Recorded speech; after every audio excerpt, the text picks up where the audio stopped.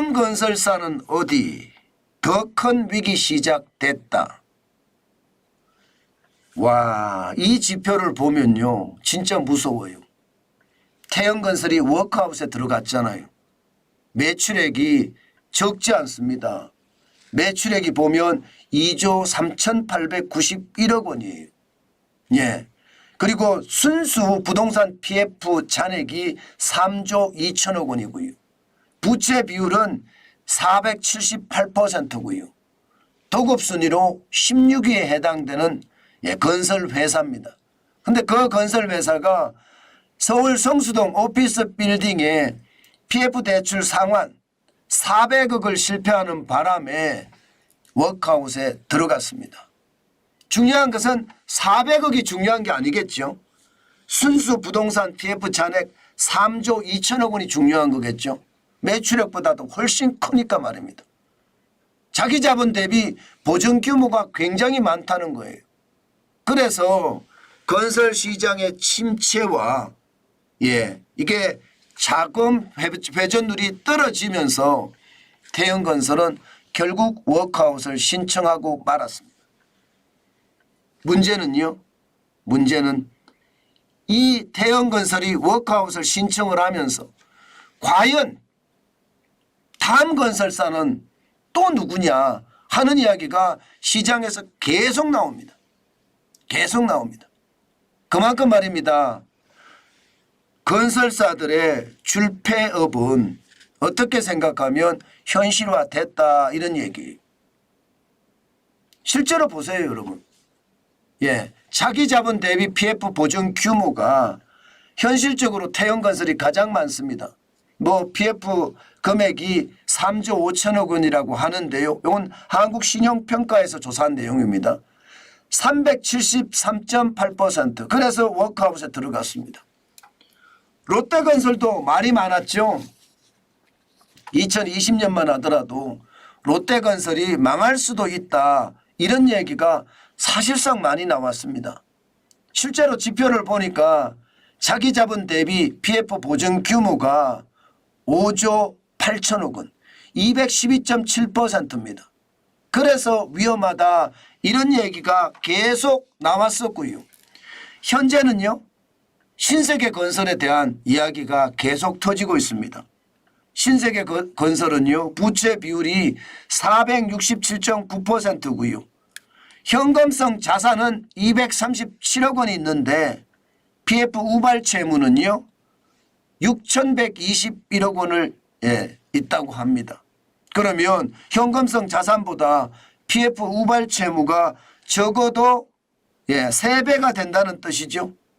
여기에다가 코럼 글로벌도 위험군으로 거론이 되고 있습니다. 그만큼 말입니다. 코럼 글로벌도 지금 상황이 좋지 않다 이렇게 이야기합니다. 그만큼 지금 기업들은요. 부동산 시장의 침체하고 맞물려서요. 이게 빚에 대한 어떤 이자도 중요하지만 규모가 커지니까 충격이 더 커지는 것 같습니다. 지금 현재까지는 많은 기업들 적어도 말입니다.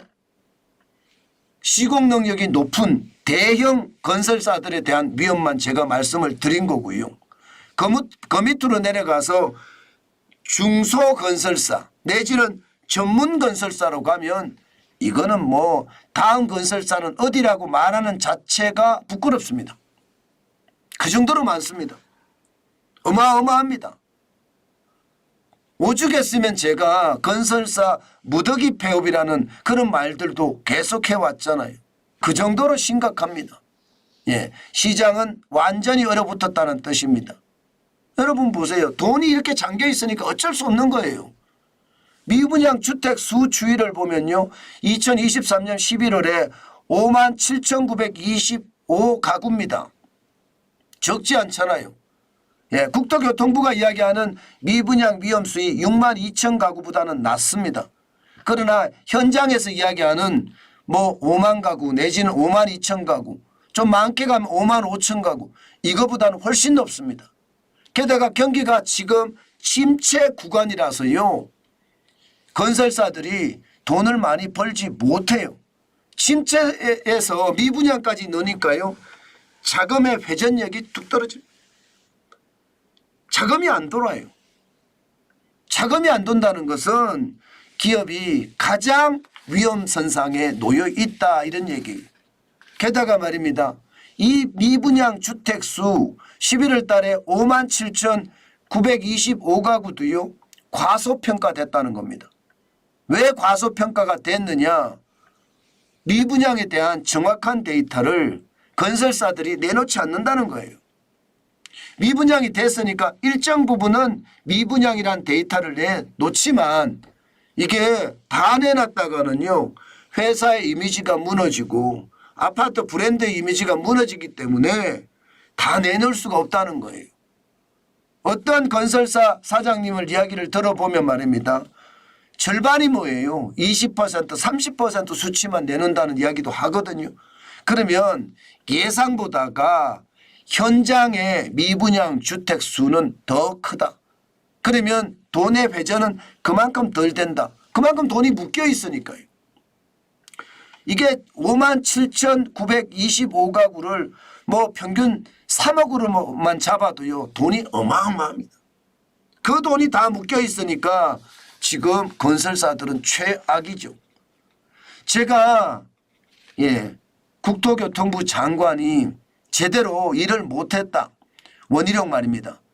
이야기하는 게 그거예요. 여러분도 알다시피 국토교통부 장관이 이게 현장의 미분양이 어떻게 되는 건지, 미분양이 이렇게 됐을 때 자금 회전은 어떻게 돌아가는지 정확히 파악을 했어야 되는데 저는 그렇게 하지 못했다고 생각하고요.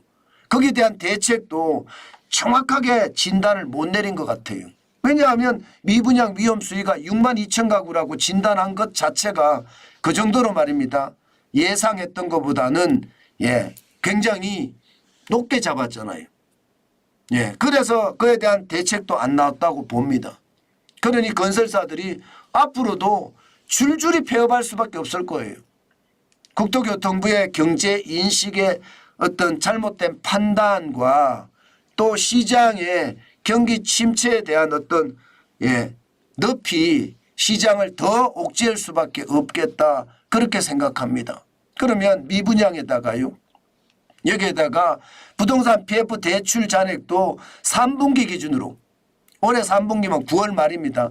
134조 3천억 원이에요. 연체율이 2.42%나 되고요. 이게 더 큰 위기를 불러올 수밖에 없는 겁니다. 더 큰 위기를. 이게 2020년만 하더라도 92.5조 원이었거든요. 그런데 지금은 134.3조 원이니까 45.2%가 늘었고요. 41조 8천억 원이 늘었습니다. 그런데 문제는 이것만 있는 게 아니에요. 그게 더 큰 겁니다. 더 큰 위기가 시작이 됐다는 것은 이것은 알려진 사실이지만 이것은요. 알려지지도 제대로 안 했다고 봅니다. 왜냐하면 금융권의 블리츠론 규모가 얼마인지도 제대로 파악이 안 돼 있는 것 같은 느낌이 있거든요. 이게 나이스 신용평가하면 신용평가 기관입니다. 이런 데서도 데이터를 정확히 안 갖고 있는 거예요. 2023년 3분기에 30조 정도 되지 않겠느냐 추정하더라고요. 추정. 문제는 이 30조가 규모가 큰 데다가 이 중에 많게는 50%까지 적게는 30%까지 손실이 난다는 거예요. 그러면 15조 이상이 손실이 난다는 뜻이잖아요. 결국은 말입니다. 부동산 PF 대출하고 금융권 브릿지론하고 이게 한꺼번에 닥치면 굉장한 충격이 될 수밖에 없습니다. 브릿지론이라는 게 PF 들어가기 전에 말입니다. 땅을 구입할 목적으로 빌리는 돈을 브릿지론이라고 합니다. 이 브릿지론에서 1년 후에 땅을 제대로 다 구입을 했으면요. 본 PF 대출로 바뀝니다. 본 PF 대출로. 그러면서 사업을 계속 이어나갈 수 있거든요. 결국은 이게 만약에 본 PF로 안 바뀌면 다 손실이 나는 거잖아요. 거기에 대한 충격 저는 굉장히 커질 거라고 봅니다. 문제는 건설사들의 줄폐업만 문제가 아닙니다. 이제는 더 큰 위기도 저희들은 생각해 봐야 합니다. 당장 말입니다. 금융권의 부동산 PF 대출 연체율을 보면 정권사는 13.84%입니다. 적지 않습니다. 2분기보다는 줄었습니다만은 13.84%면요. 정권사들 다 망해요. 다 망해요.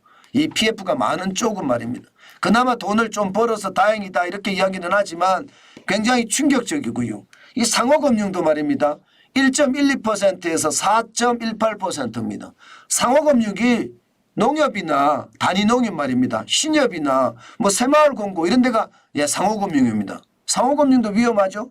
저축은행은 4.46%에서 5.56%까지 올라갔고요. 이미 저축은행의 위험은 알고 계시고요. 여신 전문기관 뭐 캐피탈사나 카드사인데 카드사도 제가 위험하다고 이미 말씀을 드렸습니다.